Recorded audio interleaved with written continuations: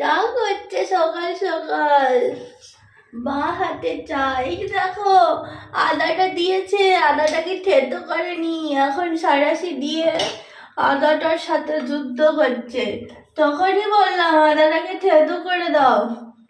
কেউ করে ভাই এরকম গোটা আদা দিয়ে চা? আমি তো জানি না, তোমরা কেউ জানো?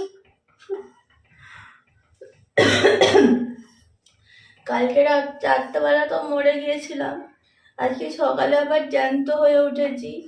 দেখা যাক সারাদিন আবার কেমন থাকি, নাকি আবার রাত হলে মরে যাব নাকি কে জানে। আমার তো এখন এরকমই চলছে, দিনের বেলা আমি মানে জ্যান্ত হয়ে যাই, রাত্রেবেলা হলে মরে যাই। কি করছে আদাটাকে নিয়ে? একটা আদা থেতো করে চায়ে দিয়ে দিলে তার স্বাদ হয়ে যায়। এই দেখো এখন আদা নিয়ে এক্সপেরিমেন্ট করছে, ওই চা করতে করতে 12টা বেজে যাবে। কেমন লাগছে নিজে হাতে চা করে খেতে আর সবাইকে খাওয়াতে? হ্যাঁ, এই যে চাটা করে নিয়ে এসছে, এখন চাটা খাবো। গুড মর্নিং সবাইকে। কালকে তো তোমরা দেখেছিলে আমি কেমন ছিলাম।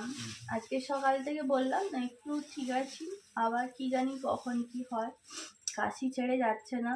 তো এখন আমি এই কোয়াটার রুটি আর চা খাবো।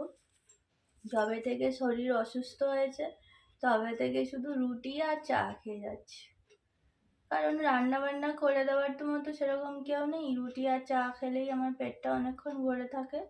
কালকেই বর শুধু রান্না করেছিল, না হলে তো এই কদিন ধরে আমি যেমন পাচ্ছিলাম তেমনই করছিলাম। আর ওই জমাই লিকার চা, এইটা যদি পুরোটা গরম গরম গলায় ঢেলে দিতে পারি না, তাতে যে কি শান্তি হতো বলে বোঝাতে পারবো না। কিন্তু ঢালতে তো পারবো না, তাহলে হয়তো গলা দিয়ে আর আওয়াজই বেরোবে না, কারণ এত গলা ফুসফুস হচ্ছে। যত বেশি গরম কিছু খাচ্ছি যেন আরাম পাচ্ছি।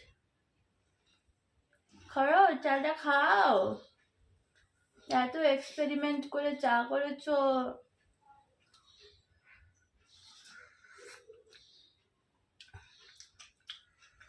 চায়ে চিনি কম, গোলমরিচ বেশি,